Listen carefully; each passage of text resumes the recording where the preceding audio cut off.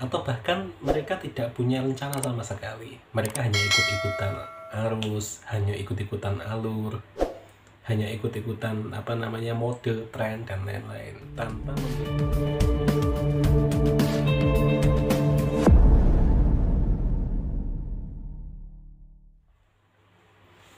Assalamualaikum warahmatullahi wabarakatuh. Kembali lagi di channel saya, Bagus Karya Channel.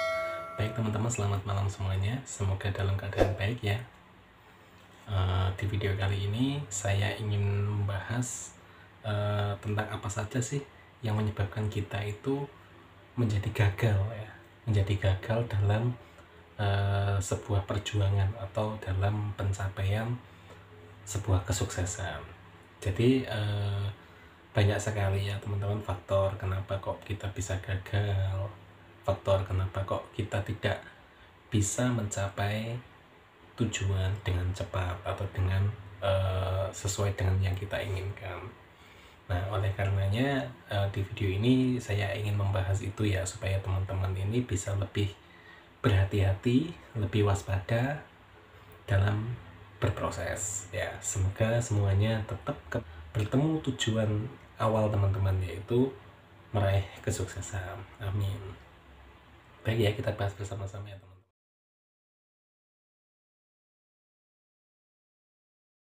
Nah, kenapa sih kok kita itu bisa gagal dalam menjalankan sesuatu? Apa itu sebuah kegagalan dan bagaimana cara mengatasinya? Nah, biasanya kita selalu bertanya-tanya, padahal ini sudah aku gambarkan, sudah saya konsep seperti ini, tapi kenapa kok saya masih menemui kegagalan? Jadi teman-teman ya, seperti menyambung dari yang saya jabarkan kemarin tentang mengeluh ya, sikap mengeluh. Jadi kegagalan itu jangan dijadikan penghambat. Jadi kegagalan itu bukan akhir dari perjuangan teman-teman. Kegagalan itu hanya waktu untuk teman-teman ini beristirahat sejenak, mentalnya beristirahat sejenak, memikirkan strategi yang lebih bagus ke depannya untuk mencapai hasil. Jadi gagal itu bukan akhir dari proses teman-teman, melainkan bagian juga dari proses. Nah, kedua, teman-teman ini harus mengerti ya, bahwasannya kita sebagai manusia ini memang diwajibkan untuk selalu berusaha, tetapi hasil akhir hanya Tuhan yang menentukan. Jadi tidak ada kata gagal sebenarnya dalam mencapai tujuan, hanya saja mungkin tujuan kita ini kurang tepat, sehingga kita kadang mengeluh, kemudian kadang kita menyalahkan diri, menyalahkan keadaan karena kita tidak berhasil mencapai tujuan yang kita inginkan. Tapi teman-teman harus mengerti juga bahwasannya semuanya itu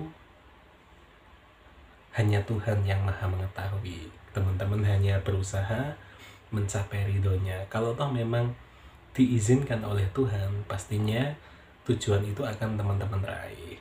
Jadi boleh berharap, tetapi jangan terlalu berharap, karena baik atau buruknya, tepat atau tidak tepatnya suatu hal untuk kita, itu hanya Tuhan yang maha tahu. Jadi semuanya dikembalikan kepada Tuhan. Dan jangan lupa, ketika teman-teman ini hendak berusaha, hendak menjalankan sesuatu, ini hendaklah berdoa. Semoga apa yang teman-teman inginkan itu juga tepat menurut Tuhan Yang Maha Esa. Orang gagal itu pertama, mereka biasanya tidak memiliki rencana yang signifikan. Jadi rencananya itu bercabang-cabang, terlalu banyak cabangnya gitu. Atau bahkan mereka tidak punya rencana sama sekali. Mereka hanya ikut-ikutan arus, hanya ikut-ikutan alur, hanya ikut-ikutan mode, tren dan lain-lain, tanpa memiliki rencana yang signifikan, rencana yang sesuai dengan passion mereka. Karena sesuatu hal ya, kalau tidak disesuaikan dengan passion masing-masing, itu akan menjadi berat teman-teman, akan menjadi beban teman-teman. Oleh karenanya dikembalikan lagi, kalau kita memiliki rencana, kita harusnya disesuaikan dengan keadaan kita, dengan karakter kita, dan lain-lain gitu ya teman-teman. Semoga teman-teman ini bisa lebih menata diri. Carilah tujuan yang signifikan, carilah tujuan yang tepat. Jangan terburu-buru di cabang dulu teman-teman kalau belum teraih. Boleh teman-teman itu bercabang, tapi itu hanya sebatas plan B atau plan C, D, E, hanya sebagai planning-planning cadangan. Tetapi satu tujuan ini harus kita capai terlebih dahulu. Yang kedua, biasanya itu terlalu pesimis ya teman-teman.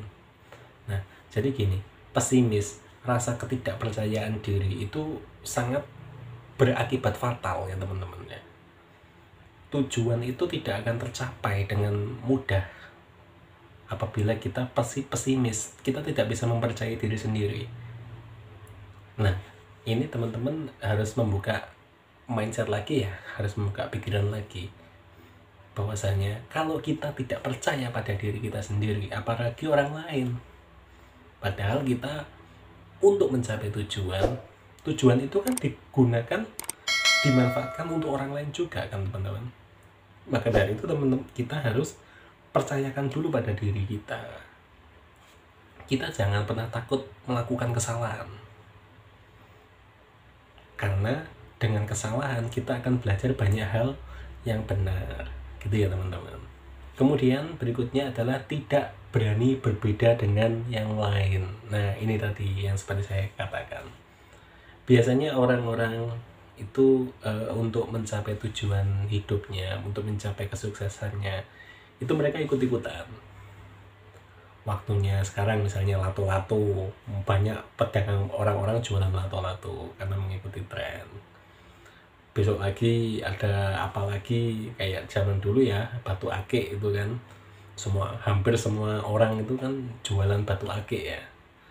Tapi apakah mereka menemui kesuksesan di situ? Apakah ada orang yang kaya karena itu? Apakah ada orang yang berhasil karena itu? Kalau toh ada, itu pasti nggak banyak.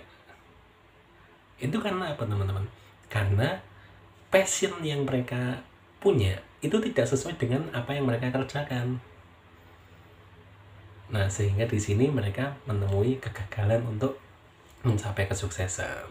Gitu ya teman-teman. Jadi lebih waspada, lebih berhati-hati lagi. Nah, dan yang paling berbahaya ya, yaitu mudah menyerah. Nah, teman-teman ini jangan sampai mudah menyerah. Karena kalau kita mudah menyerah, berarti kita takut berjuang.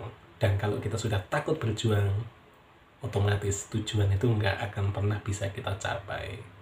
Dan yang terakhir, dalam mencapai tujuan itu biasanya kita ya, itu tidak benar-benar gigih dan disiplin. Nah, kalau toh itu memang suatu yang sudah direncanakan, sudah diplanningkan, hendak kita tuju, ya ini harusnya kita pertahankan dengan gigih. Misalnya teman-teman ini bercita-cita sebagai dokter misalnya. Kalau toh hanya sekedar cita-cita tapi teman-teman nggak mau belajarnya kadang seminggu sekali, tidak disiplin, waktunya masuk kuliah tidak kuliah, kira-kira mudah apa sulit untuk mencapai tujuan, untuk mencapai cita-cita menjadi dokter? Pastinya akan sulit ya teman-teman. Kalau toh jadi, mungkin ilmunya nggak akan sebanyak dokter-dokter yang benar-benar belajar itu teman-teman. Gitu ya teman-teman. Dan perlu kita tanamkan bahwasannya kesuksesan itu adalah keberhasilan meraih prestasi, bukan profesinya. Gitu ya teman-teman. Nah, ini agak lebih dimatangkan lagi pemikiran kita bahwasannya profesi itu bukan keberhasilan. Profesi itu hanya wadah teman-teman, hanya cover teman-teman. Keberhasilan yang sesungguhnya itu adalah prestasinya. Oleh karenanya, untuk meraih prestasi itu, kita harus berjuang, kita harus berkorban. Gitu ya teman-teman. Baik, mungkin sekian dulu ya video dari saya, semoga bermanfaat. Kalau ada penjelasan saya yang kurang dimengerti atau mungkin ada sesuatu yang ingin dikoreksi, silahkan tulis di kolom komentar ya teman-teman. Karena saya sendiri ini juga belajar, kita sama-sama belajar. kebetulan saya ingin sharing, saya ingin berbagi wawasan kepada teman-teman. Semoga bermanfaat video ini. Jangan lupa like, subscribe, komen, dan share ke teman-teman yang lain. Semoga bermanfaat. Baik, terima kasih teman-teman. Saya akhiri sampai di sini dulu. Wassalamualaikum warahmatullahi wabarakatuh.